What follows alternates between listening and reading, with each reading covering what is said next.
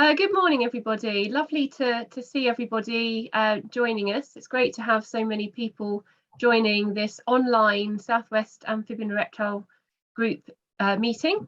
My name is Nicola Morris. I'm a trustee for ARG UK, and I'm also the chair for CRAG, Cornwall Reptile and Amphibian Group. A little bit of a background as to why we're all here today on this Saturday. About 18 months ago, I think it was, Angie and I got together and decided that it was high time we had another Southwest ARG meeting. And so I spoke to our friend and colleague Rob Ward over the border in Devon at DRAG and said it would be great to have another Southwest ARG meeting. And so we decided we were going to have another in-person meeting right on the border at Radeford Lake. And so we had plans, great plans to hold this meeting in person. And then, of course, unfortunately, we had a global pandemic and COVID hit. So we had to postpone this lovely meeting that we had planned. So we postponed it until the following spring, thinking all would be well. And then the following spring came along, and then we realised that this wasn't going anywhere. So we then postponed it until the following autumn. And then the autumn came along, and then we thought this isn't going to go anywhere. So we then decided to have it online. So here we are today, and as it's turned out, we've managed to bring together what I think has turned out to be a really wonderful day. So it's fortuitous, really, that we're having this online meeting, because we've managed to bring our friends and colleagues from right across the region. So I'm actually really excited about today, and I think it's brought together people that are ordinarily perhaps wouldn't have joined us on that Devon-Cornwall border. So welcome to everybody. I'm really glad to see so many of us here together. Few housekeeping rules. You'll all know where your own toilets are, so please do make the opportunity to make use of the facilities. I'm sorry that we can't offer you teas and coffees and sandwiches during the break. A really important point to make is to make sure that you do get up during those breaks and make the opportunity to have a stretch. Many of us spend far too much time in online meetings, and it's important to make use of the opportunity to stretch your legs. So do make that chance to get up during those scheduled breaks, please. If you could all remain on mute during the conference, and any questions that you have, if you could put them in the Q&A box at the bottom of the screen. Do make use of the chat, just general comments, and any questions that you have that you'd like to pose to the guest speakers, please pop them in the Q&A at the end of the talk. So if we have a few minutes, then the chairs will then pose them to the speakers. Please don't be offended if we don't get time to ask your questions to the speakers. I'm sure the speakers will try and get through as many of those during the day as they possibly can. Without further ado, I'm absolutely delighted to introduce my dear friend and our colleague Helen Fearnley, who's our county ecologist actually in Cornwall. She is an expert in many fields, and it was a privilege to join her last month now, when we were invited to attend the Secretary of State for the Environment, George Eustace's offices in Camborne, to speak to him about the quinquennial review of the Wildlife and Countryside Act. So without further ado, I'd like to hand you over to Helen. Helen. So good morning, everyone. I'm delighted to be opening this Southwest ARG conference. I'm based in Cornwall. I'm a member of CRAG, and as Nicola has mentioned, I'm very fortunate with where I live, is that my local MP is George Eustace, who is the Secretary of State for the Environment. So we've been very fortunate to present our concerns in person to him about the proposed changes to the Wildlife and Countryside Act under the QQR7 review. So we thought that it might be worth having a refresh of the Wildlife and Countryside Act as it stands, what the practical applications of it are across the sector, and also take you through some of the proposals that were listed, so you can form your own view as to how you feel the proposals could impact on our native species. I've got some useful links to documents that are associated with the review that I will post either in the chat or the Q&A afterwards. And perhaps a little bit of background might be useful to myself. I have a very strong interest in our native reptiles. I did a PhD over, gosh, 10 or 11 years ago now, alongside ARG, and I've been a standing member of ARG since their conception. I have a background in consultancy, and I'm currently the county ecologist for Cornwall Council. So, a quick refresh of the Wildlife and Countryside Act. So, the Wildlife and Countryside Act, for me, is a key piece of wildlife legislation that provides protection for native species. It provides protection for species that are directly listed, so species names are listed in this legislation, as well as potential activities that could impact them. So activities are listed in things called sections, and those sections relate to schedules, which is where species are listed. So for example, we've got a screen dump here, which provides a very nice, neat summary, where the activities under section 9, which link to our native reptiles and amphibians, we have part 1, where the activities are intentional killing, injuring, and taking. And I draw your attention to part 5, which is activities linked to selling or buying. So these activities are listed because anything that goes against them, or not against them, any activities which results in those outcomes will be noted as a wildlife crime. So where do our native reptiles and amphibians fall? Well, they fall under something called Schedule 5, and they're all listed here on the left-hand side. So for example, slow worm is protected against killing and injuring. Section 9, so the box on the right hand side here, part 1, and section 9, part 5, which is about selling and buying. Our European protected species, so turtles, smooth snake, sand lizard, natterjack, and great crested newt, they're blank because they're protected against all of the activities listed in section 9. So they're afforded full protection.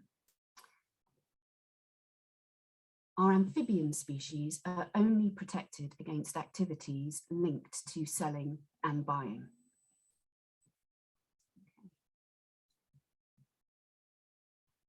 So the Wildlife and Countryside Act covers all of our native wildlife. Schedules, which is where species are listed, covers birds, their nests and their eggs, schedules 1 to 4. Schedule 5 covers animals, and the activities linked to those are covered, in section 9. Schedule 6 covers wild mammals, and their related activities are covered by section 11. Schedule 8 covers plants, and Schedule 9 is really important as well, because that covers invasive species under which the alpine newt falls. So what are the implications of the Wildlife and Countryside Act in common practice and in the industry?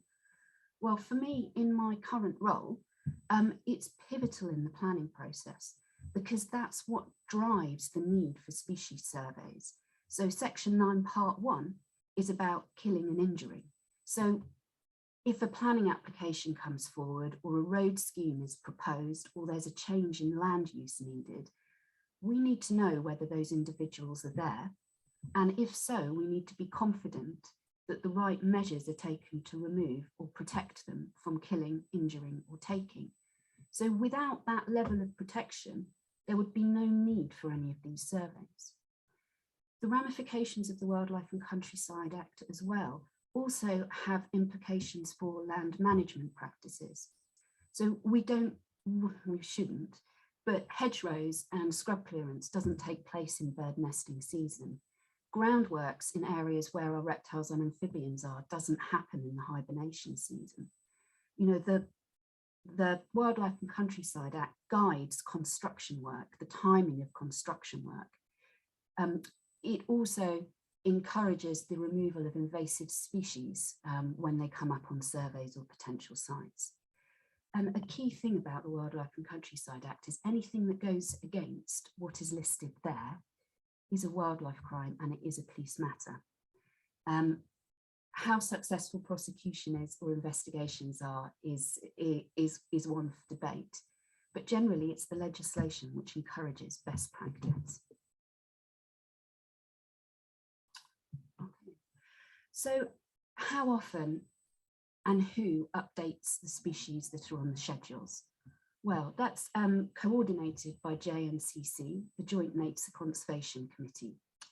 There are representatives from England, from our devolved governments, so England, Wales and Scotland, that all meet together to find a UK-wide approach, because the adoption of legislation is slightly different in each of the devolved governments, but there's a drive to have a UK-wide approach, and the governments will just interpret that into their relevant legislation.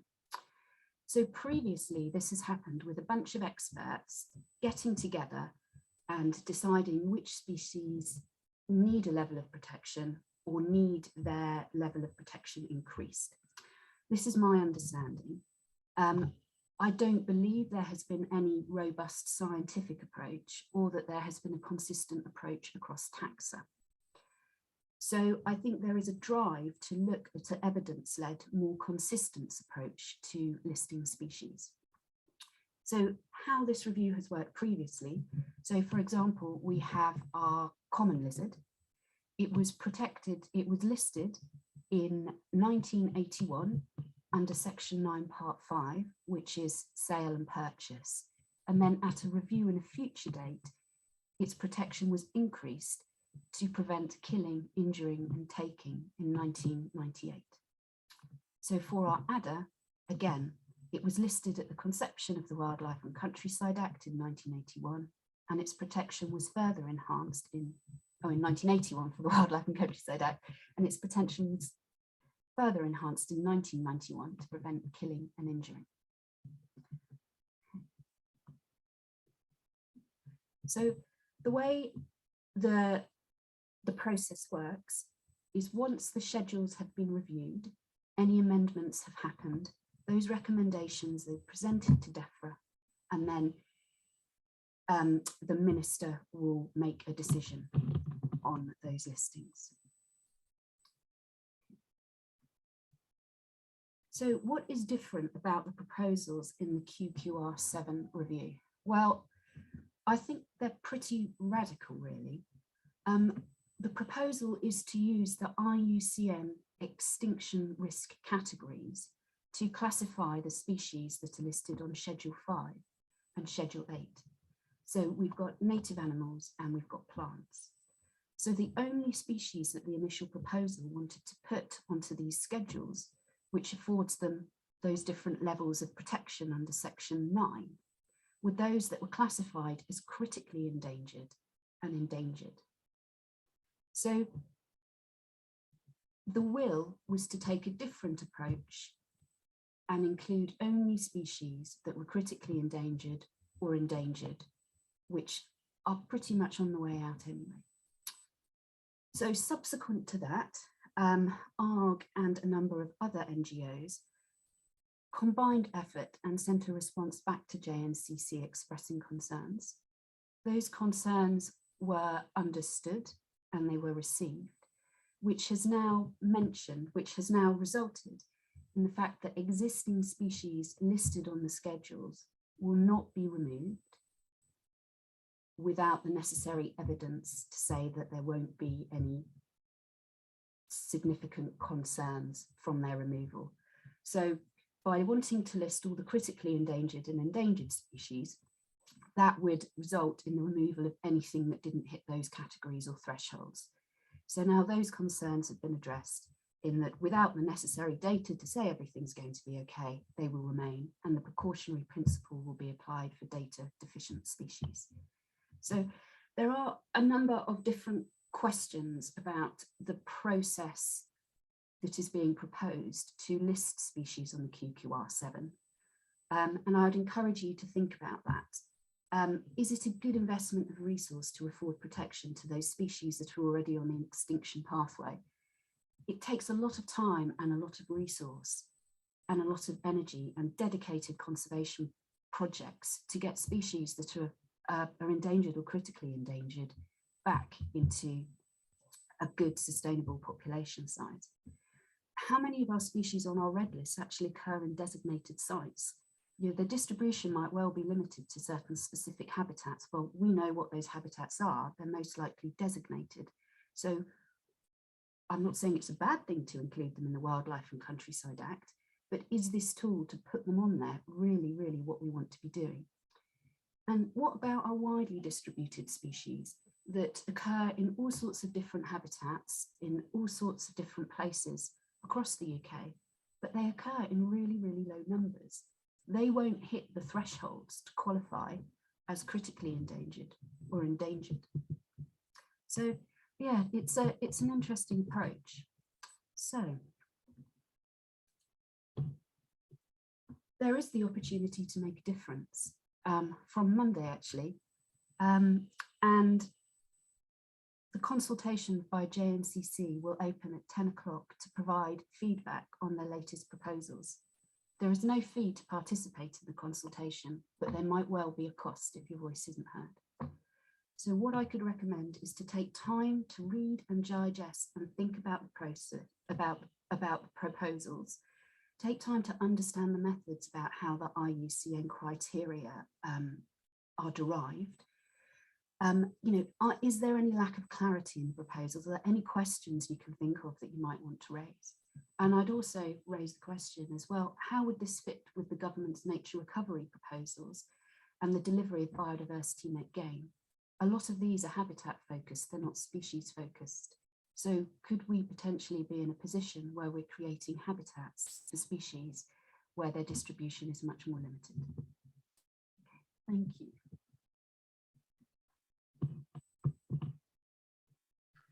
Thank you so much for that overview, Helen, on what's quite a difficult concept for many of us to grasp initially, but you put that really nice and concisely. But it's such an important topic for us to understand. So thank you so much for that.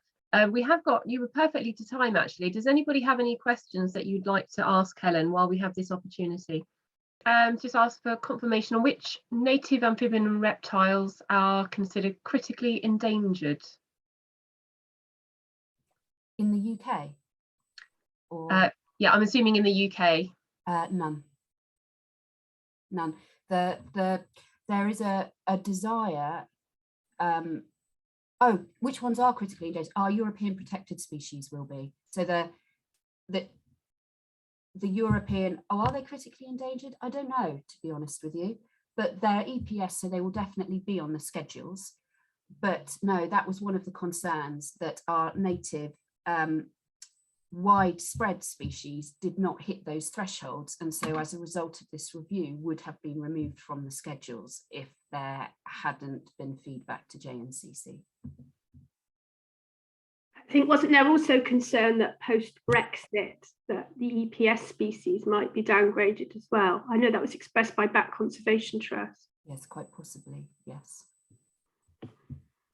Rob's put a link in the chat there on the IUCN Red List assessment of herps in Britain at country level, which was published. So thank you for that, Rob.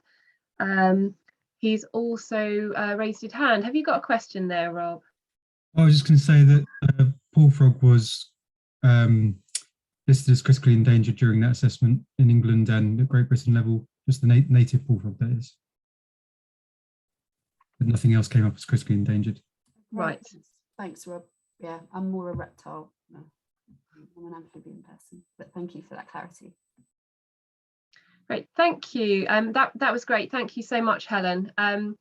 When we had that meeting with George Eustace, I might add that Helen was absolutely fantastic during that meeting. So thank you so much for all that you did to support us. And also the work that all of the NGOs, including ARG UK, have done to support this cause has been brilliant. So big thanks to Angie as well, leading on that with ARG UK. You've done a huge amount of work behind the scenes on that. Thank you. Okay, so moving on, I'm really excited to hear this talk from Sheila Dyason from Dorset, from DARN, Dorset Amphibian and Reptile Group. It's slowworms in churchyards. increasing, I don't know about any of the other amphibian and reptile groups, but increasingly I'm getting requests from church wardens and volunteer groups who work in and around the churches to lay down reptile maps to find out what's in their churchyards. So maybe Sheila will be able to get a bit of an insight, give us a bit of an insight into the work that she's been doing. So over to you, Sheila. Good morning. I'm going to talk about SliC and then give a brief overview of other DARN activities. So what is SliC? SliC stands for Slow Worms in Churchyards, but it covers all burial grounds and all reptiles.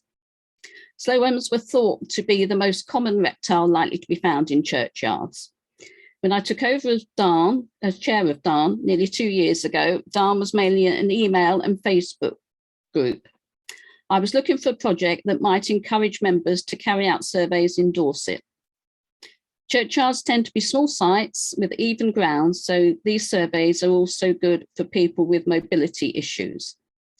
Churchyards are quiet, relatively undisturbed habitats. Bird, butterfly and lichen surveys were being carried out in churchyards, but nobody seemed to be surveying specifically for reptiles. Thanks, Angie.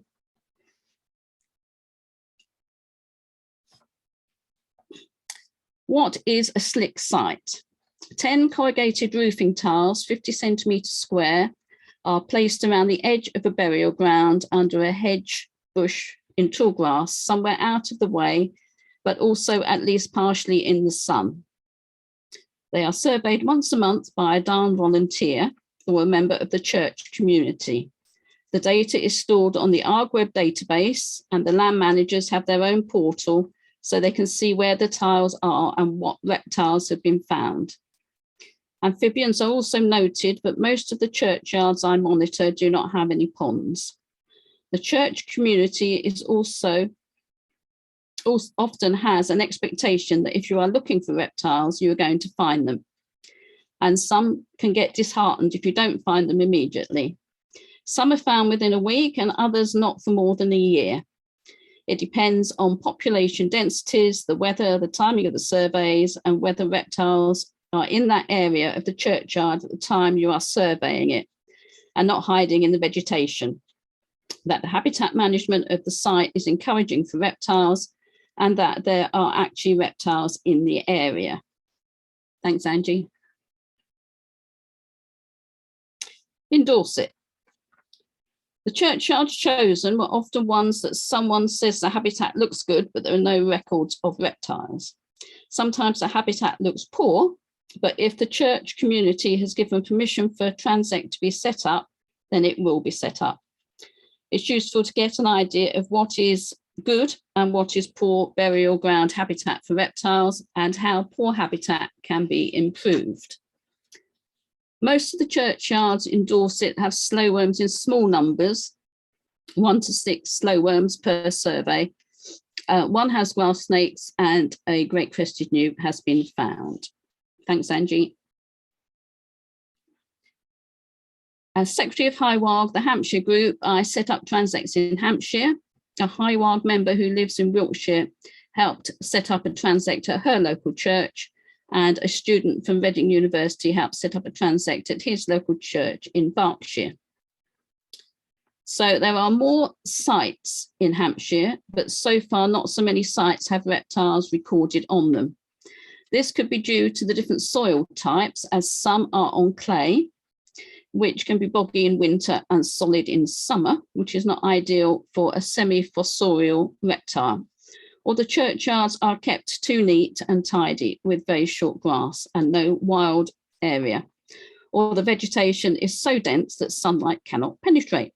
However, more reptiles have been found overall in Hampshire. One site in Hampshire had up to 14 slow worms on a survey, which was very exciting. Thanks, Angie.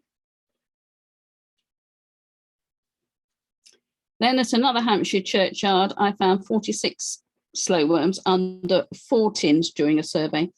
I couldn't find the other 6 tins as they were covered in bramble. So we carried out some habitat management to uncover the tins. Thanks, Angie.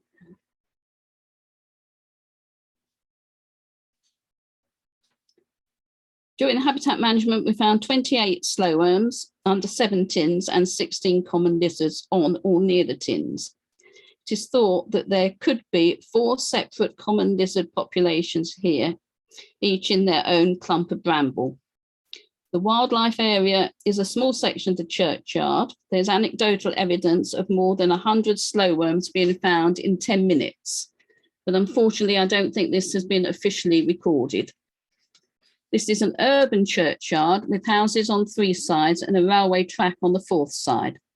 So possibly the reptiles are trapped in the churchyard and they are unable to disperse, or they are moving through people's gardens or along the railway embankment.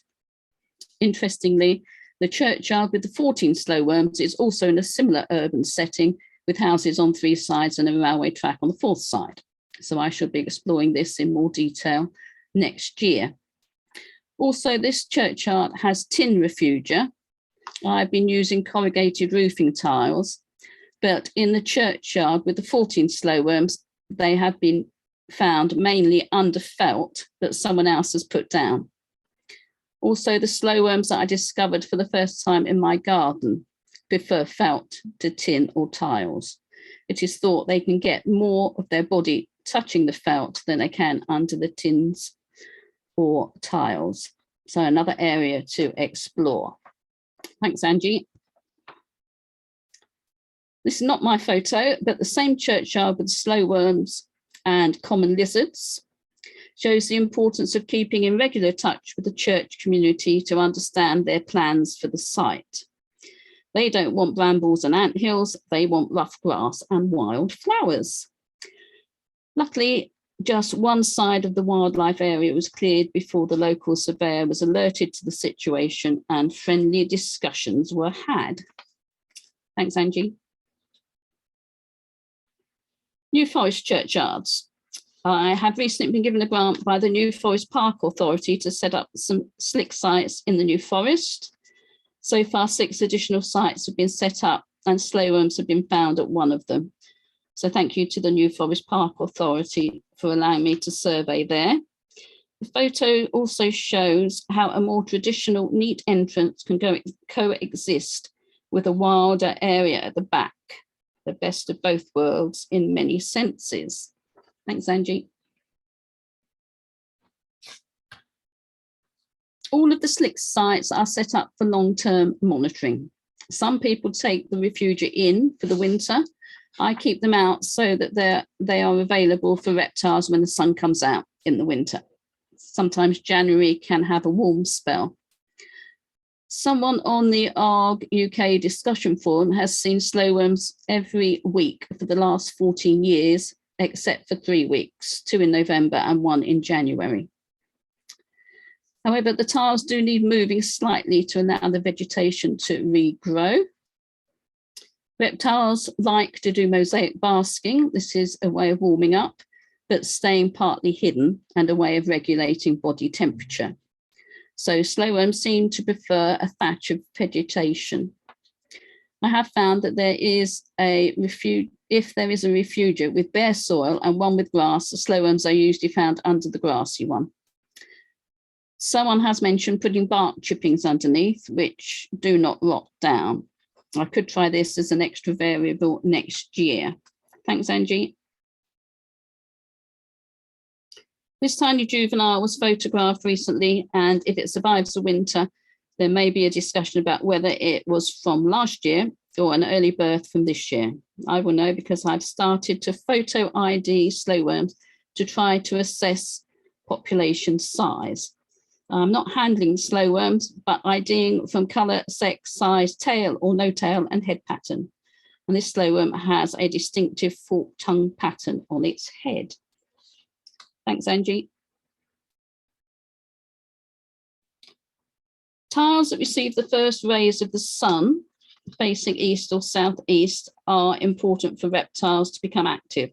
I found that slowworms do not tend to move with the sun on a daily basis, but they do move refugia over the months as the sun rises in a slightly different position as the year progresses and hedges and fences cast shadows at a different angle. So in my garden, Felt 1 was used up to about June. Then this is shaded by a hedge, and felt 2 is used during July. Felt 3 is used during August and September, and felt 4 from October. Slow worms may opt for a west-facing refugia at the end of the day to make maximum use of the heat. Something else to be investigated. Thanks, Angie. So good. Burial ground habitats for reptiles. This is based on 23 sites I was studying in more detail. It does not include the exceptional site in Hampshire with the large number of slow worms and lizards. Grass height. I found that most slow worms were recorded in medium height grass, about 15 to 20 centimetres tall. This height allowed slow worms to move around a site whilst out of sight of aerial predators, and the sun could still warm up the tiles. Short grass left the slow worms more exposed, and taller grass made it harder for the sun to warm up the tiles and for surveyors to find the tiles. The photo shows a churchyard with very short grass, but as soon as the grass was allowed to grow to 15 centimetres, a slow worm was found, which surprised me because apart from a couple of sparsely vegetated flower beds, there was no wilder area. Thanks, Angie. One slow worm was found in a heavily wooded burial ground, but that was on an edge near a public path and an open grass field. It may have been disturbed by a dog. Normally reptiles prefer a sunnier location, but dappled shade is okay. Thanks, Angie. There is anecdotal evidence from a few sites of slow worms crossing short grass to reach holes in the middle of the grass or near walls. The wider issue is connectivity with the wider environment outside of the burial ground and whether slow worms can migrate to other areas and whether other slow worms can enter the burial ground to increase gene flow. Sometimes, as in the photo, a lovely field, hedges and wood just happen to be next door, but letting grass grow taller along the edge of the burial ground can offer a route for reptiles to safely travel along. Thanks, Angie. A surprise was the number of woodlice found under the refugia. There were snails, slugs, spiders, centipedes, millipedes, etc., but the number of woodlice was amazing. They were breeding under the tiles. There were some ants, but not in the numbers that are found under refugia in heathland or in woodland sites. Thanks, Angie. Compost bins and heaps. Only one burial ground had a plastic compost bin with a lid. This was very productive for slow worms when it was regularly replenished with grass cuttings. The warmth and humidity from the decaying compost was contained within the bin, and it was alive with worms, woodlice, slugs, millipedes, etc. Thinking about it, the tiles are like mini compost bins because they are causing the vegetation underneath to decompose, producing warmth and moisture, and are attracting the same mini beasts as the compost bin. However, once grass was no longer added to the bin, the vegetation inside became dry and it lost its warmth. Mini beast and slow worms vanished. So short grass at the front of the church could provide fuel for the compost bin. The chart shows that a plastic compost bin creates more heat than a compost heap, even if it is in the shade. The top of the grass pile with the fresher grass decomposing was warmer than the older grass lower down that had lost most of its moisture. A piece of carpet can be placed over compost heaps to help retain the warmth. Thanks, Angie. So SliC next year, carrying on surveying existing sites, set up more sites. This year I was looking at presence, absence of reptiles. Next year I should also be considering population sizes. I shall be reconsidering the siting of the refugia. Early morning sun seems to be important for reptiles. Refugia material, there is not a one material, so it's all reptiles, but I want to put some felts next to the tiles. Felts are not as robust for long-term monitoring, but slow worms seem to prefer them. Thanks, Angie. Other Darn activities. Habitat management. So far this autumn, we've carried out 3 sessions at Forestry England sites. 3 more are planned for this year and more next year. Widespread reptile transects, thanks to Tina and Warren for their help in setting these up and surveying them.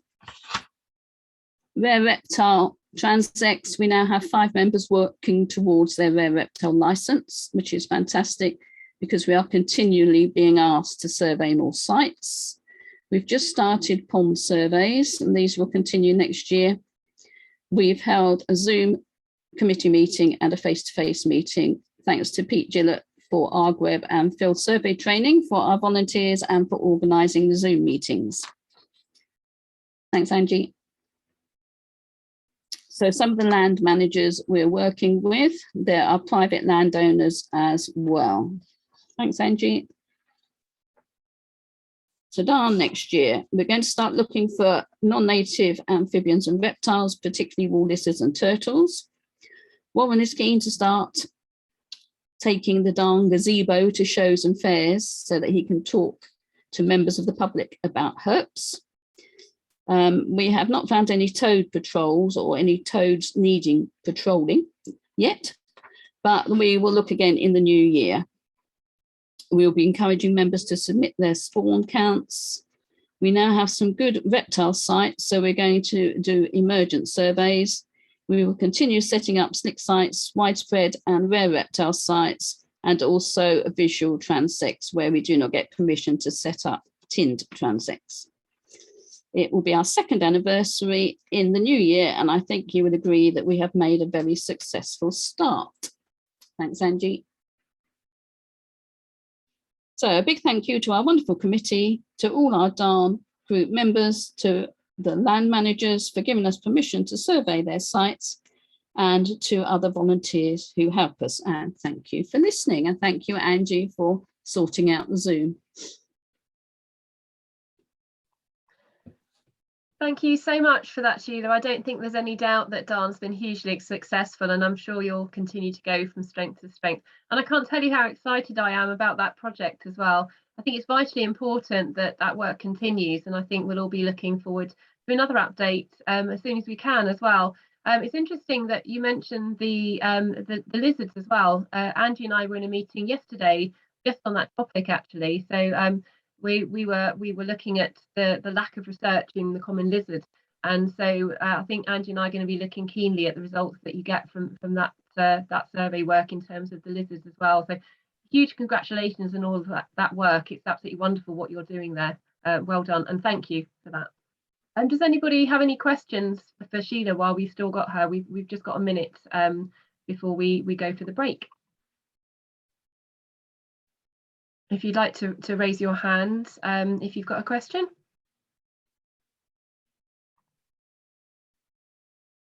Angie's put in the chat, so one of the ideas was to record if they had dropped their tails. I noticed that one of the juveniles had. So Sheila, have you noticed that any of the juveniles that you've been looking at have dropped their tails, particularly in the sites that you've been looking at? Mainly a couple of the adults have, which makes them easier to identify. Yeah. Sad for the animal, but it does make it easier for identifying. Angie's put maybe it is particular to the urban areas, and I'm wondering whether this is maybe possibly due to predation. Yes. Cats in the churchyard. It's possible. So yeah, maybe that's something to look at. We don't seem to see that quite so much in the areas that we're looking at in the rural areas. So maybe there's another research project looking at just that topic. So yeah, fascinating stuff. Thank you so much for that update. It was absolutely wonderful to hear what you've all been up to. Thank you so much. Okay, welcome back everybody. I hope you're all refreshed and ready for the next session. I'm delighted to welcome John Dixon to introduce the next slot. So we're having an update from another one of our amphibian and reptile groups. This time I'm going to have to get the acronym right. So this is RAGs. This is the Reptile and Amphibian Group for Somerset. So John always has something really interesting to say about what they're doing over there. So I'm really excited to hear what he has to say. So if you'd like to start sharing your screen now, John, over to you. Okay, so I'm just going to give a very brief summary of what the Reptile and Amphibian Group for Somerset have been doing.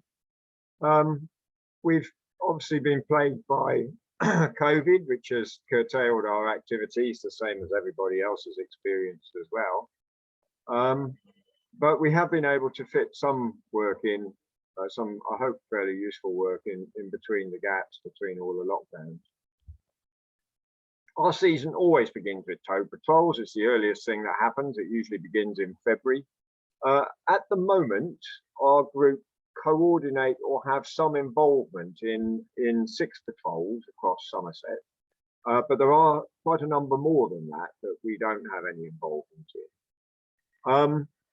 This year, what we found was that toad patrol numbers were, the number of toads picked up on the roads was greatly reduced during this season in 2021 compared to previous seasons. Although it wasn't, I don't think, a fair reflection on what toad populations were doing in Somerset, because what we found was that the breeding ponds themselves still had comparable numbers of toads in them as they would have in previous years. The fluctuation wasn't as great as it might have appeared from what we were picking up on the road. And I think the problem this year with toad patrols was that we had a rather odd spring weather, or perhaps what's becoming more normal spring weather. Where we had some very cold and very dry weather in spring. And in a lot of cases, it didn't warm up until later in the evenings after the patrols had left. So I think it was merely just a question of timing that meant that it appeared from the numbers picked up on the road that the toad patrols weren't, that toad populations weren't doing very well this year, but that wasn't a realistic picture. We normally train volunteers every spring to conduct 2 different kinds of surveys.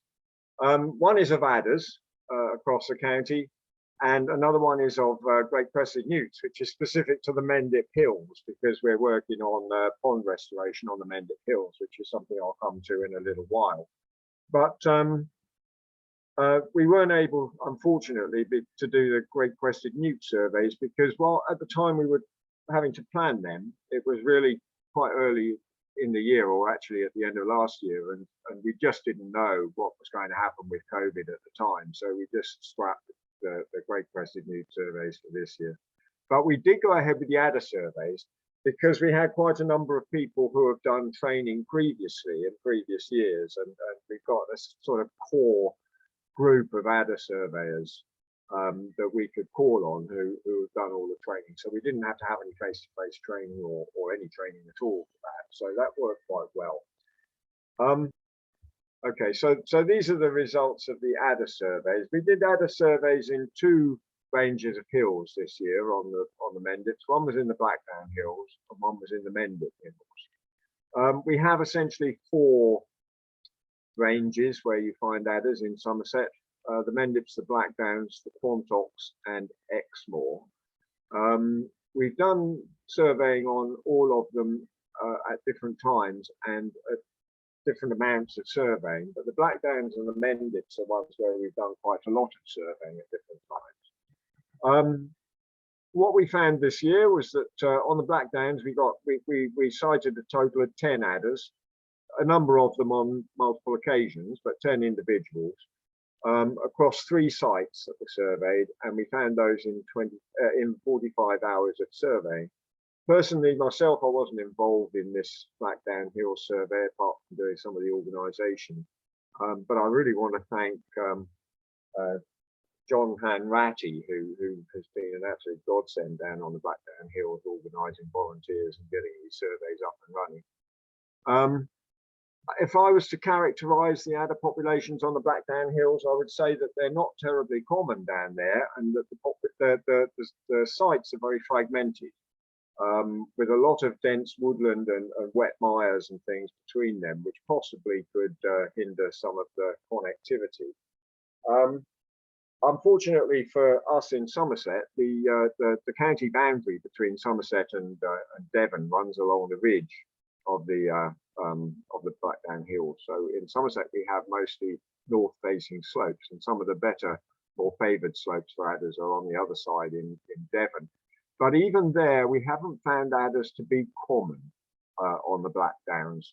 A lot of the land usage is woodland, and some of it's not terribly suitable for adders, but there are patches of heathland and other more open habitats there. But the adder populations are very fragmented, and they're mostly very small, at least in the Somerset part. But as I say, we've surveyed some of the sites close to the border on the other side, and there don't seem to be a lot of adders. There's some concern about some of the populations there. The Mendips is different. We had in the Mendip Hills this year a total of 52 adders across 9 sites in 81 hours of survey. It's not very representative, this figure, because the Mendip Hills was a little bit different because we had the survey going on and then we had other people working independently of the survey. So the total of numbers of adders found isn't representative of the total numbers of adders found on the Mendips during the year. There was more. The populations of adders on the Mendips, generally speaking, I would say are quite stable. Most of those ones that we found on the Mendips this year came from just one site. And there is one particular site on the Mendips that is absolutely outstanding for adders. Largely, I think, because of its location. It's got huge connectivity to good summer foraging sites. And yet it's got a lot of sort of useful topography for adders to hibernate. And I think it's drawing in adders from quite a wide area to this to this relatively small reserve where they hibernate in very large numbers. So in springtime, there's a huge assemblage of adders in this one particular site on the Mendips, which is unique, I think, certainly on the Mendips, and perhaps the most important site for adders in the county, perhaps. But that aside, there are other sites on Mendips that are very good as well.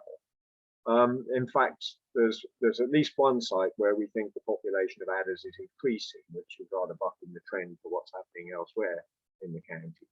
So on the Mendips, the adders seem to be fairly secure. And although there are core sites, they seem to be able to sort of turn up pretty much anywhere on the Mendips now and again. So I'm not so worried about them as I am about the ones in some of the other parts of the county. Right, if I can move on, I'm going to move on by doing this rather than changing the slide in the other way. One of the other things that we do as a sort of regular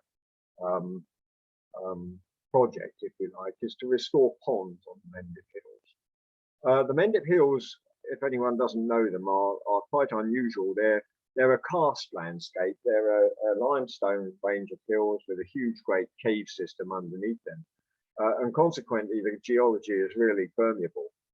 And so standing water is quite rare. It's quite a rare commodity on the Mendip Hills. And so at the time of enclosure, when all of the land was being enclosed, people put in these little stone-built sort of man-made ponds all over the place.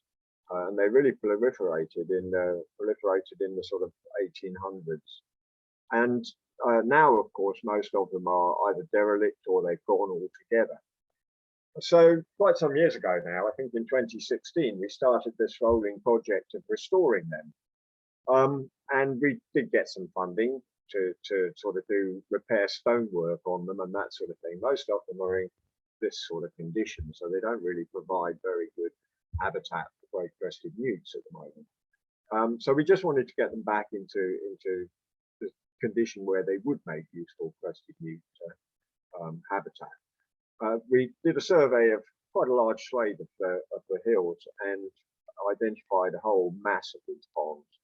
but their condition was mostly very poor. There was only about 20% that were in a suitable condition to support crested newts. And that's what we said about trying to reverse. As I say, we initially got some funding. It's useful, but we can work without funding. The restorations are essentially in two parts. The first one is just to get all of the muck and debris and everything else out of the ponds. And a lot of the ponds then will just refill with fresh water when the rains come and become fairly quickly suitable for great crested newts again. But some of them, the stonework is very dilapidated. So that's when we need some funding. We spent all the funding we had from the National Lottery quite a long time ago. And so what we've been doing since is just being a little bit selective about which of the ponds we restore, and making sure that they're ones that don't need a great deal of stonework done. They just need to be cleared out because these things are completely full of silt. They're at very, very late stages of succession. Here's one we did earlier, just to give you an idea of what the ponds are like and what we're doing. So this is one we did need some funding for. This was how the pond looked at the beginning. I think they're exquisite little things. They've got great historical value as well as providing habitat for amphibians. So we cleared it out and we got it to this sort of condition and did all of the stonework, took up the loose cobbles and things on the ramps and redid the walls. That was one of the early ones we did. This year, again, we haven't had much chance to do much because we've had, first of all the lockdowns, but then between the lockdowns and the gaps between the lockdowns, we've had this rule of 6, where you could only get 6 volunteers out at a time. But we have been able to do a couple, despite that. We were very lucky because we managed to get one done, probably one of the biggest ones we've done. We managed to get finished just before the first lockdown. And I just want to show you these because to me, they're works of art. I think they're wonderful things, quite apart from their value to amphibians. But we started off with this. And we weren't even sure, actually. This was just like a sort of marshy, boggy area, and we weren't really even sure if we had a stone-built pond underneath it until, of course, we started digging. And then we found this pond here, and as we opened it up, it was like a Roman amphitheatre. It was like an archaeological dig. It was really quite exciting doing it. And this was undoubtedly the biggest one that we've done. Most of the Mendip ponds are much, much smaller than this. I don't know whether any of you are familiar with Liam, but there he is standing there. Liam's not a small guy. He's probably 6'4" or 5. So that gives you an idea of just what sort of size this pond was. But this was an earlier one. This one we did just before the lockdowns. And now when I've revisited it, it's filled up with water and it's looking absolutely fantastic. And we do expect red-crested newts to colonize this fairly quickly because they are within, we normally try and work on a dispersal distance of about 500 meters. This is a little bit outside of that. The nearest crested newts are more than 500 meters away, but they're still less than a kilometer away. So I think in a little time, this will probably get colonized by crested newts. One we did do this year is this little one, a rather different design. This is just what we would consider sort of saucer-shaped dew pond, really. And again, you can see the condition we started with. And actually, this one would ideally we'll get some funding, hopefully in the future, to do some stonework here because the stonework is quite damaged on this one. But it has come back, it has filled back up, and it is holding water. But it's rather a long distance from any colonies that we know of great-crested newts. So I don't know whether it'll get colonized by them or whether actually it'll even perhaps be a big enough pond for them, but it'll certainly be colonized by palmate newts. On the Mendip Hills, palmate newts colonize everything. If you've got a tractor rut that palmate newts will try and colonize it once it floods. They're in every water body on the Mendip. And we also managed to get this one done this year. Oh, actually there's 2 here. This is one that we were working on. This is another saucer-shaped pond, just a sort of dew pond, a circular one. But it's got a wall down the middle that you can just about make out there, where it's at the confluence of 2 fields.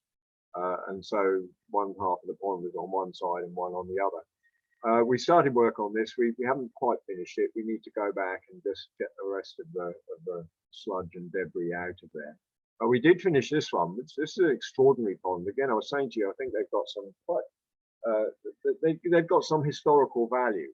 And these things are old ponds. They're beautifully built. This one is at the confluence of 3 fields, which is quite unusual. We only know of one other of these. So you've got ramps for livestock coming in from 3 directions here, and this beautiful, really well built pond, and it didn't need any funding to repair stonework. It was in perfect condition. It literally just needed clearing out and opening it up so there's some open water in there. And certainly palmates have colonised this already. I haven't yet seen great crested newts in, but they've only had 1 spring, so we need to wait and see what happens next spring. And hopefully we'll be able to get the surveys going again next spring. And what we try to do is to survey all of the ponds that we've restored, and that's getting. We need more and more volunteers to do it, because we've now got well over 40 ponds that we've restored on the Mendip since 2016. And finally, there was just one other that we.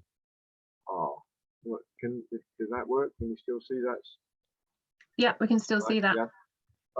There's just one other really to mention, and that is this one. This is a rather atypical pond for our group. Most of the ponds that we work on are those stone-built ones that I've just described to you. This is a pond which some of you may be familiar with if you're familiar with any of the reserves on Somerset, because there is somewhere called the Peatmoors Centre, or I think it's now called the Avalon Marshes Centre at Westhay, which is where all of the birders and the people using the Somerset level reserves sort of congregate. And they had this pond in the back there, which being put in. It's not a natural pond. It's a lined pond, lined with butyle, which they put in years ago. And it's potentially quite an important one, because great crested newts are rare on the Somerset levels, which is kind of counterintuitive because it's such a vast watery wetland. But virtually all of the water bodies on the Somerset levels are connected in some way through a system of drainage dikes and reams and rivers and everything else. So virtually every water body on the Somerset levels is colonised by fish, which makes it quite difficult for great crested newts. So sort of counterintuitively, you've got this wonderful great wetland with relatively few crested newts on it. This pond is discrete. It's not connected to any others. So potentially it could be a good habitat for great crested newts down there. What we agreed to do, the Natural England are responsible for the pond, and they just wanted to reline it, because you can see the condition it had got into, it being neglected and just become a reed bed. So they asked us to come in, and we got rid of the reed bed and then took out the old liner, which is all damaged. And what they've done now, subsequently, in the last couple of weeks, is to line it with bentonite clay. And I went back and had a look at it last week, and we've had quite a lot of rain down here, and it looks absolutely fantastic now. It's all coming back. So another one that we will survey next year and see what happens. And that, I think, is that really. That's a sort of summary of what we've been doing over the course of the pandemic. Hopefully, we'll be able to do a little bit more next year if the pandemic does die down, as seems to be the case. But if anybody's got any questions, please fire away. Thank you so much for that, John. That was absolutely brilliant presentation. You know how I feel about ponds and encouraging people to dig new ponds and to encourage new wetland areas. But the work you're doing is just truly astonishing. And I agree with you that I think they're works of art.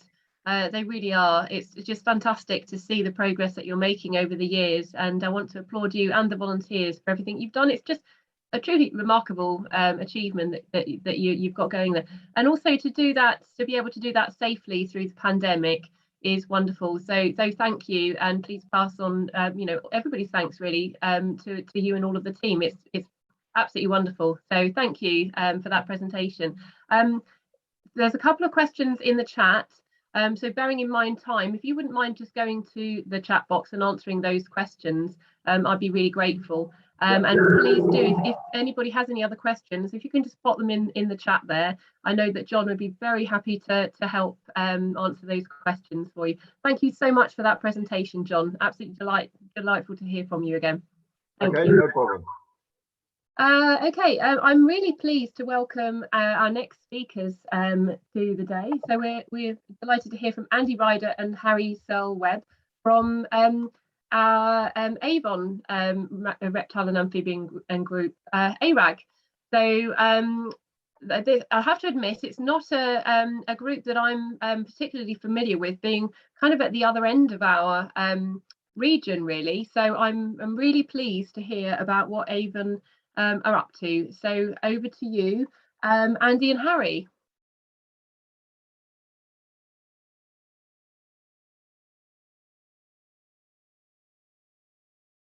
We can see your presentation, but we can't hear anybody yet.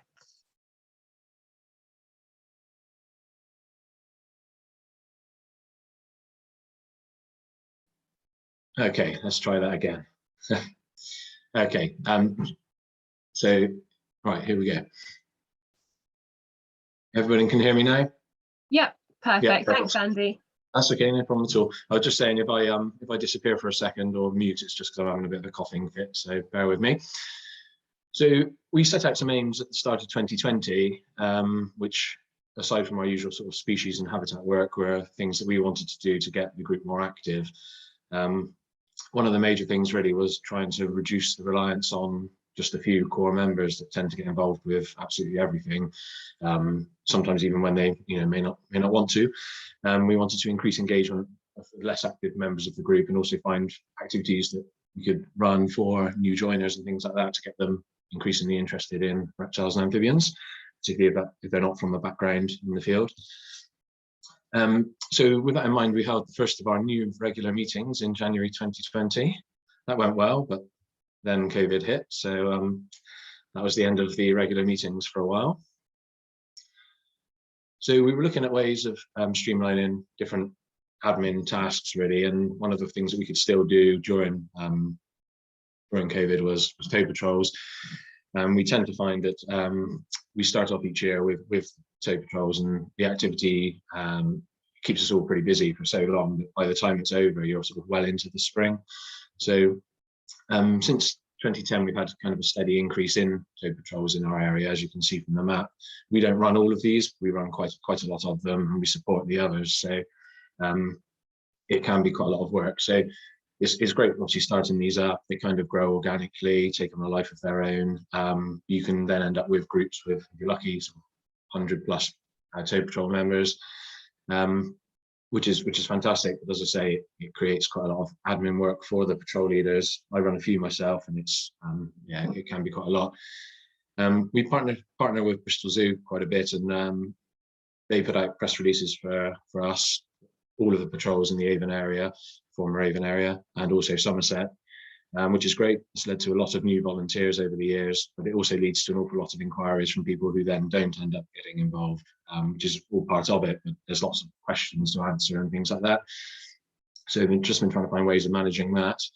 The press release also tends to lead to a spike in media inquiries. Being Bristol based, we have a whole load of natural history organisations in the city, and they all, well, a lot of them tend to get involved, sort of convinced that they're the first people to ever ask to come out on tow patrol. Obviously, we try to embrace as much of the media as we can, but it's difficult, and in some ways, COVID gave us a bit of a break from that, which was good in terms of being able to focus on other things. So as the winter approaches each year, as Christmas approaches, I get this sort of sense of dread about the amount of admin I'm going to have to do for the tow patrols over the coming months. So keeping on the Christmas theme, what does every tow patrol leader want for Christmas? A collapsible bucket, always useful, particularly if you cycle to patrols like I do. Head torches and other torches, other brands are available. But the thing we wanted most for Christmas was Steve Langham and ARG Webb.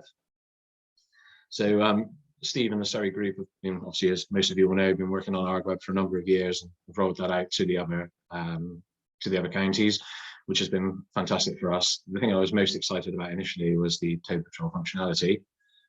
So allied to that, we've been trying to make, as I say, some efficiencies elsewhere. So we've put all of our patrol packs and things like that online.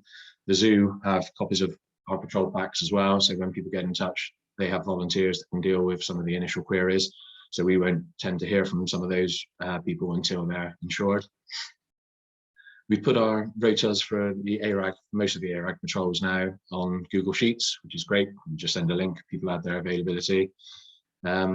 We've also added attestation tabs so that people can go in and basically say, look, I've completed an insurance form before, and they're just signing to say that they've reread the risk assessment and will abide by it, kind of thing, which is great. Again, cuts down on lots of emails. We send all of our updates now for ARAG and for the various different tow patrol groups from different email addresses, so those can be shared with other people and down the line. They all go from MailChimp, which means that we don't have problems with emailing 100+ recipients, which can be a big issue. We also get some useful MI from that, so it tells us about click rates and things like that. And it's also, if people want to unsubscribe, it saves us doing too much, really. Just click to do that. We've also added frequently asked questions to the various Facebook pages, and we've used our Facebook format for quite a few of the new patrols, whether they're independent or not, which has helped them get up and running. We're also going to be adding those frequently asked questions to Google Sheets and the patrol packs, and hopefully in the future, if Steve agrees, to separate pages on ARG web for each tow patrol that will be viewable by non-members, which is the key thing there. We also use WhatsApp. We use that quite a bit, but in different ways for different groups. So our Chew Valley Tow Patrol is mostly sort of made up of rural, sort of sensibly minded people and farmers and things like that, very practical. So we have a group-wide WhatsApp group there, which works really well, especially because it's a bit more of a remote location. For fish ponds, which is one of our urban patrols, group-wide WhatsApp group just descend into chaos in terms of people sending gifts and all the rest of it throughout the day. So we use smaller groups there, so that groups of friends that may want to patrol together or become friends during the patrolling effort can keep in touch and make sure that we don't have anyone on their own in a dark sort of place within an urban area late at night. So the various changes meant that we had a few sort of successes really this year with the tow patrols. Going back to ARG web, we were the first county to use ARG web for non-ARAG members reporting their results directly to ARG web, which is something that's not, as I say, not been done before. We simply give out a link, so our update emails will have a Google Sheets link and then a link for ARG web, and then at the end of the shift, the volunteer goes in, adds their data, and it tracks all the weather and all that kind of stuff, as those of you who've used it will know. Steve had to build in quite a bit of resilience there because you had non-members using it and things like that, and so he's added in quite a bit of functionality to make it more robust. So that's now something that other ARGs can use if they wish to do so. Just that change alone saved me tens of hours this spring, which was fantastic. Also using ARG web, we can now share our records more efficiently. So we've selected to share automatically all of ours with Frog Life, which is great. Saves us sending results around at the end of the year, which normally takes a month or two to get around to. We also work hopefully increasingly closely with our local record centre, BREC. There's been issues in the past in terms of data us not being able to share our data with them efficiently, and vice versa. Our web allows us to do that much more efficiently. But it also gives us the option to share with other stakeholders. So as I mentioned, we work quite closely with Bristol Zoo. We also work very closely with Bristol Water at some of the Chew Valley Tow Patrol sites. So it means they can log in and get data should they wish to. Having a bit more free time in the spring was fantastic for our sanity, but also enabled us to launch some new patrols. So ARAG launched patrols over the last 2 springs in Compton Martin, Limeburn Hill and Poulton, all in the Chew Valley area. And we supported the independent launch in Clutton. And there's 2 further tow patrols due to start in the Bath area, which is great, a bit further out from the city. And also an independent patrol setting up in Chew Valley, very close to the other Clutton site. And it's going to be run by the patrol leader there, which is great for me. So I've been very pleased with that. Another of the things we could focus on because of our time saving in the spring and not being sort of utterly drained by April was using our ARG web functionality to set up transect surveys. So we're always keen to get out and see reptiles and amphibians, particularly reptiles when it comes to the spring after a few months of toads. But we're also keen, obviously, as I say, to get more volunteers out, seeing animals and surveying, giving us data that can then be shared with the local record centre and to our national partners. So that's all great. The key thing there was that we wanted some nice reptile survey sites, and in all honesty, initially for more sort of junior volunteers, we wanted some on private land so that we could control access to those sites. So with that in mind, we contacted our Chew Valley Toad Patrol group. As I mentioned before, it's largely farmers and rural landowners, a very sensible bunch. So we got in touch with them and just sort of asked if anyone had land where they found reptiles, or if they knew of other landowners who may be happy to have us come and survey on their sites. That's been really good for us this year. We've been out to quite a few sites, found very healthy snake populations as well, a few of those, so that's really good. It kind of took on legs of its own, a bit like a toad patrol, and before we knew it, it was being discussed at the Chamber of Commerce for Chew Valley, which led to some non-toad patrol landowners getting in touch, asking if we'd be interested in surveying there, which is a huge positive for us. We've got quite a few sites lined up for next year, including a couple where we know there's adders, so that's really good. It will also provide opportunities for the new volunteers. So we're hoping we can get some training organised, COVID permitting, and get more people out surveying. And then at some of the sites, which are perhaps less sensitive or where there's no adders, but lots of other reptiles, we can kind of pass some of those on to other volunteers once they're fully trained, and they can kind of manage those as we focus on some of the newer sites as well. Kind of linked into that, a local farm got in touch. It's technically Bristol's last working farm within the city limits. Really nice place out towards the airport. They were having an issue where a national housing company was trying to sort of purchase land that they currently lease. So the farm themselves own most of the site. They've been leasing some adjoining land for decades. They're very much into kind of rewilding and wildlife and things like that, and obviously a great big housing development would not only make their farm unsustainable, but would also massively damage the wildlife in the local area. So they initially got in touch with us because they'd found what they suspected to be a dead adder at their site. So we confirmed that was indeed an adder, and then went out for a site visit and to meet up with them. So we're going to be doing transect surveys there next year, which is great.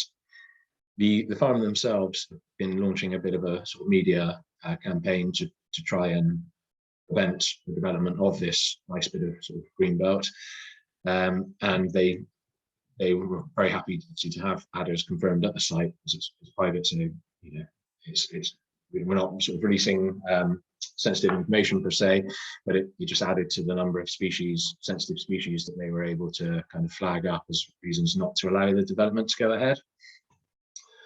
In Bristol, we have a very green mayor, Marvin Rees. So he noticed this campaign and got involved, and basically he's put the brakes on that development. So which is really positive and kind of an example of how surveying and getting in touch with local farmers and things like that can really help.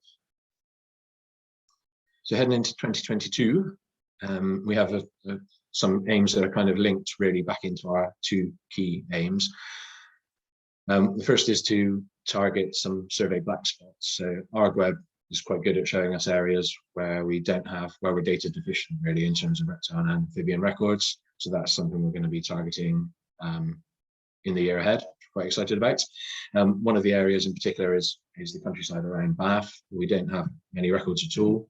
Some amphibian records, but we're really short on reptile records. So we're going to try and organise some activities there, and also some transect surveys. We need to fundraise for refugia and equipment. All of these transect surveys don't come cheap. We've taken off the corrugated roofs from as many barns as we can possibly find.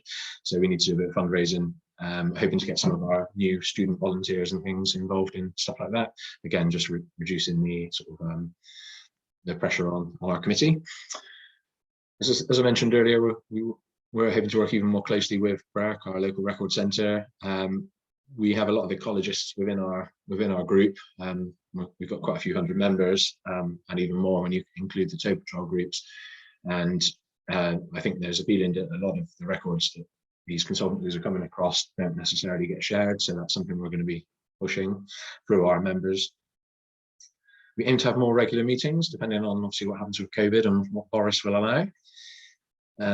We also plan to appoint some planning and development officers. We get lots of inquiries from members of the public and things trying to prevent development in their area. We have obviously some of those we get quite involved with, which is great, but again, it takes up quite a bit of time. And to be perfectly honest, we've probably got ecologists and other members of the group that are more naturally suited to that because of their sort of daytime roles. We may also appoint a media officer or two as well, if we can, just to sort of deal with the media inquiries and kind of focus on the higher value ones, really, rather than just going back over the same old thing. As I mentioned, we want to get more people out surveying, which is one of the key aims, and find other ways to get more members involved. So the plan is to have more activities, and I think that having more regular meetings will kind of drive that. So now, well, thanks for listening, and now I'll pass you over to one of our younger members, Harry, to talk to you about one of our local adder populations that he's been doing some great surveying work at. Over to you if you're ready, Harry. Yeah, thanks, Andy.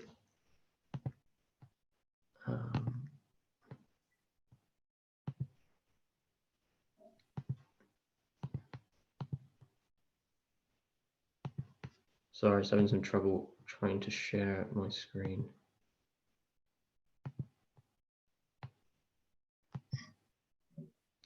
It's worked in the, oh, there we go. So I hope everyone can see that. So I'm just going to be talking quite briefly about one of our sort of unexpected adder sites that we've been surveying at ARAG for the past few years now. So a bit of background, we began monitoring the site in 2019 when it was first discovered, and it's a very small site made up mostly of this sort of rough grassland habitat you can see in the picture, with small amounts of woodland around the edge. And it's quite an isolated site with little connecting habitat, and the connecting habitat that there is mainly just roadside edges and hedgerows. And on the site we have a few common lizards, plenty of slowworms, and most importantly, adders. So our first visit was in 2019, and it was very encouraging. We saw 4 adders in quite a short space of time, and this continued into 2020, and we made 12 visits despite COVID obviously hindering the first, the early part of the season. And this sort of prevented us from our main goal, which was to find some hibernation sites where the adders were hibernating. So this is still something we need to do some more work on in the early season in the next few seasons. So surveying in 2020 was going very well until around July, when we had our moment of panic for the season, where we arrived for just a routine survey and discovered that around 20 survey sheets had been put seemingly randomly across the site, with many being along paths in clear view of the public. We get quite a few dog walkers across the site, and we didn't know where these sheets had come from. And we did see adders basking on top of and beneath the refuges. This was quite alarming, as we obviously don't want to make adder populations sort of very publicly known, especially when they're in such small isolated populations. But one good thing that did come from all of the sheets being on the site is we managed to find 50 slowworms in one survey through lifting up all the sheets, which sort of showed us a huge population density given the size of the site.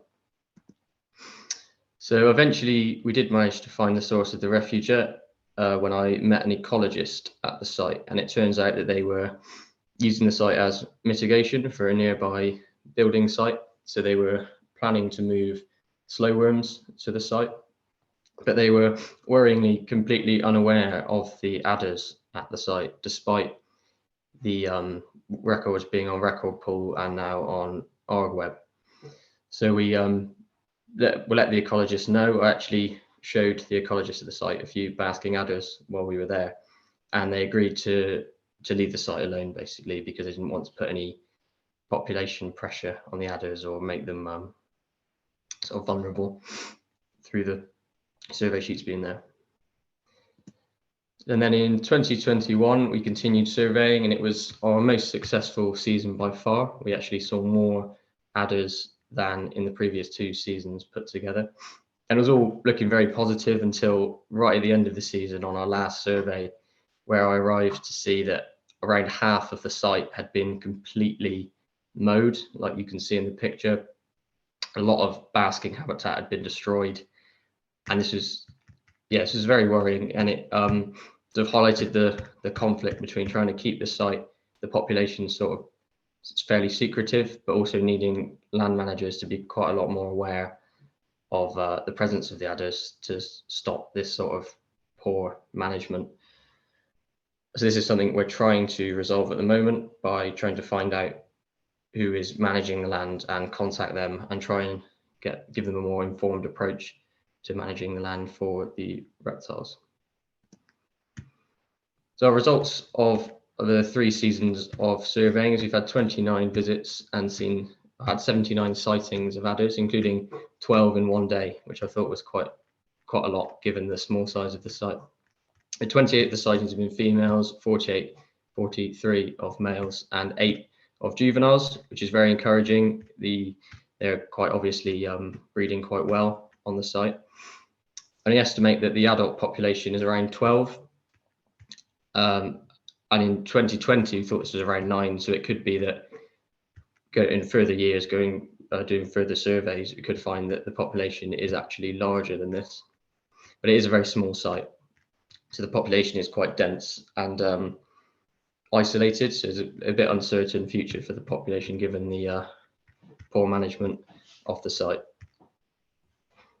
But going forward with the site, we're hoping to expand the surveys to nearby habitat and just roadside and field edges and field margins, and hoping that there'll be a larger meta population sort of in the general area than just the population we have observed at the small site. So yeah, that's it. Thank you for listening. Thank you, Harry and Andy. I think it's remarkable what you've achieved over the last couple of years. So yeah, just keep going with all of that and building on everything that you've done. So thank you. It's great to see so much activity going on in and around that area. Yeah, brilliant to see so much interest in it as well. Thank you. We'll move on to Devon. I do see there's quite a few comments in the chat though, so if you can go to the chat box and pick up on some of those, that would be great. It's just worth mentioning on the land management as well. I'm assuming that the landowners of that site have changed who they're leasing that land to. So when you got permission to do the survey work in the first place, then presumably there was a different land manager in place at the moment. So it might just be worth going back to the landowners to have a chat with them and see if they can let you know who the new land managers are, and then maybe you can make contact with them and have a chat with them about what they're doing with that land. Might be the best way to approach that and see whether you can come to some kind of arrangement about maybe advising them on leaving particular areas. It's always worth doing that on a that kind of basis really in the first instance, and working with the new land managers there. Really interesting work that you're going on. You're getting going there with those adders. So brilliant work, everybody. Thank you. So I'd like to now move on to our neighbours just over the border in England, shall I say, and introduce Rob Ward, who is the chair of DRAG, Devon Reptile and Amphibian Group. He's going to answer the question, what does DRAG do? He's often probably asked the question, drag, what is drag? I often get the question, CRAG, what is CRAG? In a world of acronyms, it can be difficult to sometimes get your head around what all of these acronyms mean. I was actually sent an email the other day. The first sentence of the email consisted almost entirely of acronyms, and then the individual concerned signed his name as an initial. which was somewhat confusing. So over to you, Rob. What does STRAG do? Thanks for the introduction, Nicola. Hopefully you can hear me all right and see my screen okay. Yep, perfectly. Excellent, great. So you're right. What is DRAG to start with? So DRAG is Devon Reptile Amphibian Group. I did get asked yesterday by a colleague of mine if I was going to give this talk in drag. I politely told him no. So yeah, I'm just really going to give an overview of what we do in the group, particularly over the last couple of years. And I've interspersed the presentation with just a few nice photos of reptiles, amphibians and habitats in Devon as well. So the group was quite quiet for a while. I only moved down to Devon about 4 years ago, and I joined the committee about 2 years ago. I took over as chair about the same time as probably Sheila took over as chair of DARN, actually. So she's going to make me look bad in terms of what they've achieved in comparison to what we've been doing, perhaps. We've been slowly trying to rebuild the membership. So both sort of participants within our online Facebook group, but also members who are on our emailing list and actually involved in activities. We have been gradually increasing our activity offer for members. We've experienced that sort of catch-22 where we want to have activities for our members, but also avoiding the risk of running activities that no one turns up to because of that sort of shift in dynamic of not being active previously. And obviously over the last couple of years, that hasn't really been helped by COVID-19 impacting all of our plans. We've shifted over as well from an email list now to using ARG Web, which our membership officers have found quite useful for helping managing our membership. So that's been a useful tool for us. What else have we been up to? Well, we've been doing various events. Some events we try and attend every year. So like the Meldon Wildlife Festival, which is just on the northern edge of Dartmoor. We've been doing that for a few years now, and we often share a stand with Devon Mammal Group, which is always quite nice. We get to see this stuffed otter you can just see the back end of down here. It's quite nice sharing a stand with other groups, get to discuss what they're up to as well, and also just attracts slightly broader interest to the stands. So earlier this year, actually, Ellie, our treasurer, attended that event, and it was the first time we managed to find a slowworm actually whilst out delivering a sort of little walk around, checking a few refugia during the event. It's not the most suitable habitat for a reptile survey, but it's quite nice to actually be able to find something to show people. Other events we've attended this year, Alice, who is on committee, I think also for CRAG and also for ARG UK. She is our amphibian officer. She attended an event at Tor River Dairy earlier this year as well. It's also a site we're working to monitor, and they found, she showed people attending that event newt larvae, as you can see in the photo here. Also carried out a bit of reptile survey. I don't think they found anything on that. I think a few of our refugia have probably gone AWOL. Is a working farm, so these things do happen. But we have been trying to increase our outreach, a bit of habitat management as well. We are finding, particularly with habitat management, that ideally we need someone present from the committee to be there, just to help sort of act as that liaison between the group and whoever is the landowner. So what we've been finding is that where we're running events where it is just solely a drag event with the landowner, it's hard always to guarantee the attendance. So we've had discussions recently, we might be moving towards habitat management events where we're sort of tagging along with existing groups, maybe the actual landowner themselves or their own volunteer groups, just to make sure we can guarantee, we're not turning up to an event basically where it's just the committee member or one or two people and it's not really worth running. So I'll be interested to hear people's thoughts on managing that aspect of event management. We've given a couple of talks. In fact, the first talk I gave at DRAG is very, very similar to the talk that Nadine is going to be giving this afternoon on agile frogs. So I'm looking forward to that one. And just another site of, this is the site that Alice was at earlier this year at Rowden Wildlife Project on Tor River Dairy. There's quite a nice pond there. And in fact, on our first site visit here, we did come across frogs and since seen lots of tadpoles in that pond as well. So it's quite a nice site. We have been trying to upskill and train volunteers and also partner staff within the county. So we've run a couple of reptile training courses, and we've got another one coming up this winter. If anyone local would like to attend, it's free for members. The first session is running next weekend, and then we've got another one running in December. So we're running those courses and trying to get people out and get people confident for surveys.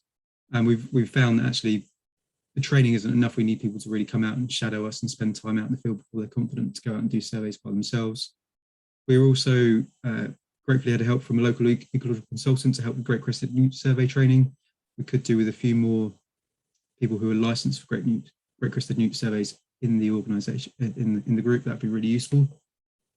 But that was quite a success. We had a good turnout for that.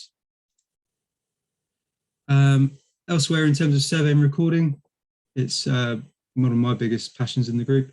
We have been promoting Record Pool to the public to try and get more sightings for the county. We now have a recording officer, which is really helpful for keeping track and keeping on top of verification of records. And so anytime we see reports of reptiles or amphibians on social media, we are pushing them to record those on Record Pool, or if not, at least at the local record centre. We've increased the number of reptile survey sites we've got set up. So the image here on the left shows us setting up part of one of our local sites and also spotting a common lizard along the way. And we've had some members supporting Dynamic Dunescapes, which is a lottery funded project up in the north coast of Devon on a couple of dunes there up at Woolacombe and Braunton. And they've been surveying for Great Crested Newts and sand lizards, and we've recently had a report back from them of what they found, which has been really interesting. And also some of our members, James, who's our membership officer, he's been out doing some surveys of some local sites and has been finding common lizards and other things at sites where we don't really have any records. I think it's just a case of people go to them as beauty spots but don't actually record the wildlife they see there. So it's interesting to see that there are populations of common lizards and other species at sites where we don't really have records, and it could be an opportunity to work with the landowners, perhaps put some signage up and promote recording and maybe do some follow-up surveys at some of these sites.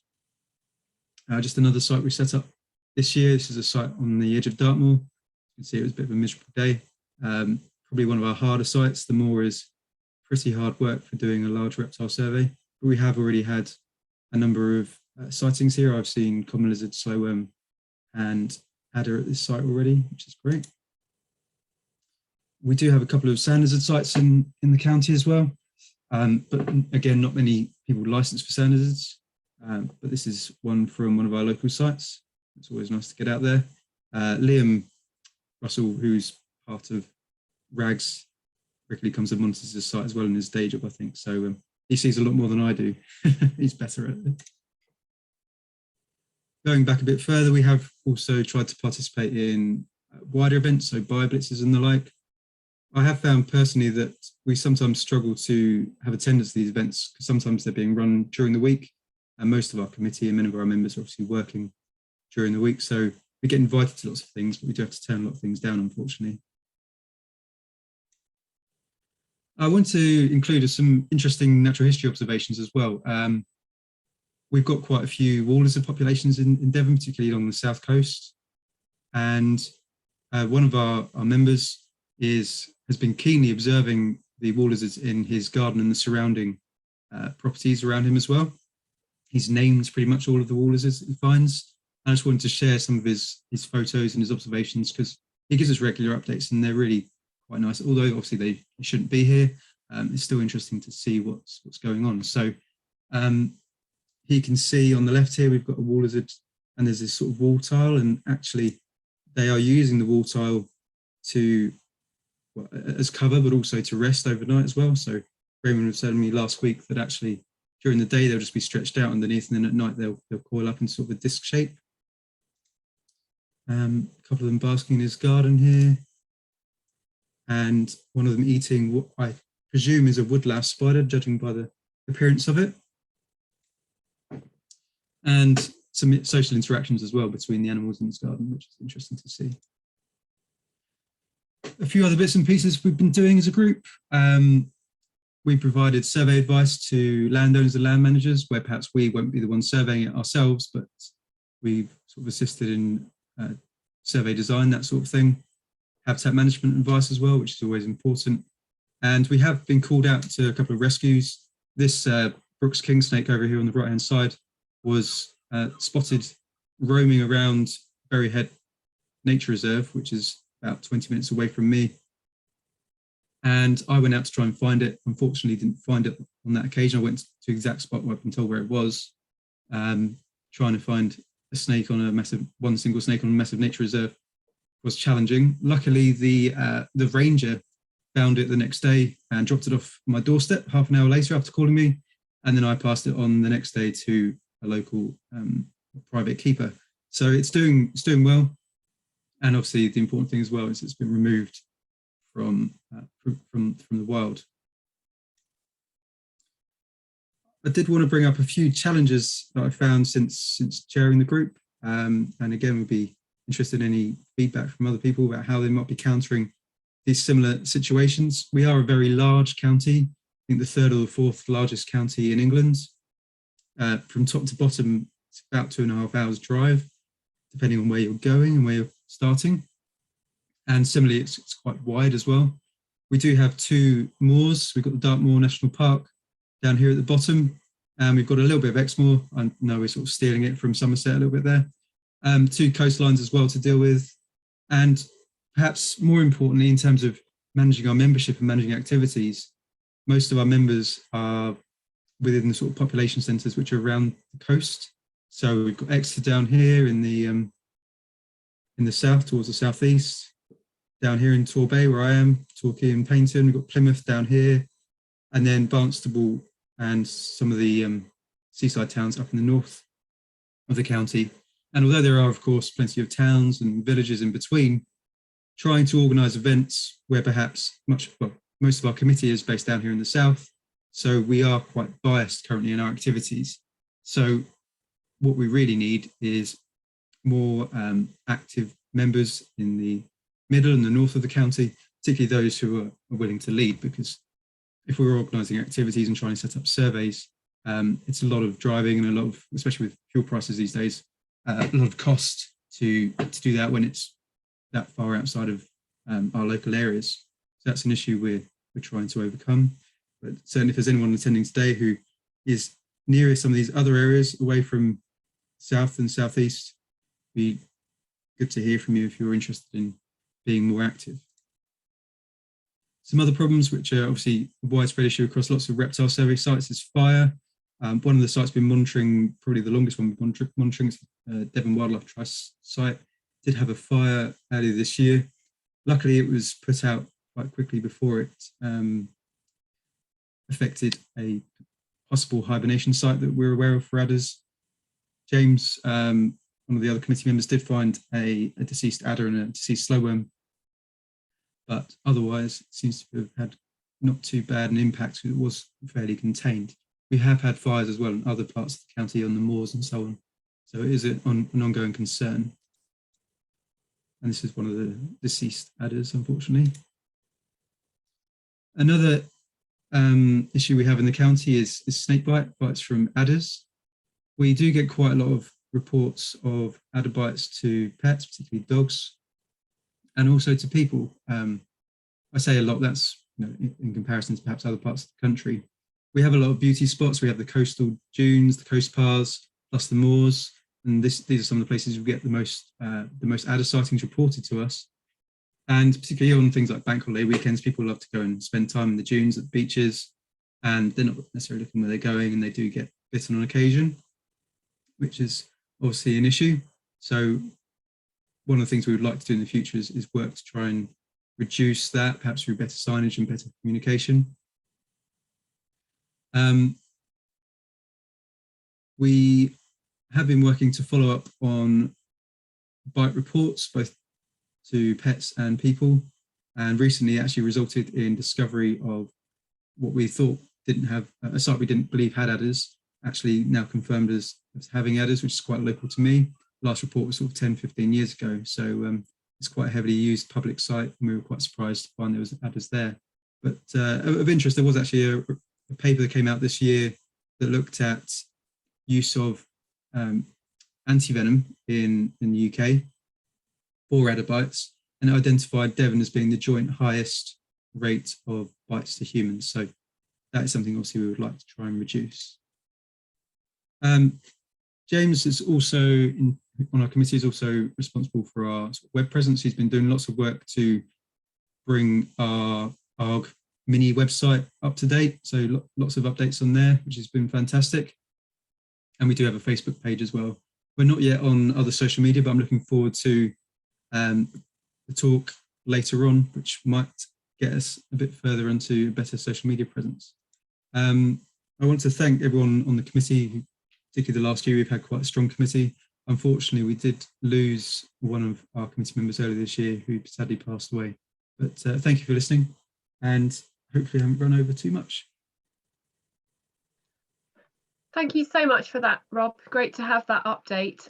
Completely recognise some of those issues that you have in Devon with geographical issues in particular, and also some of those other concerns around population.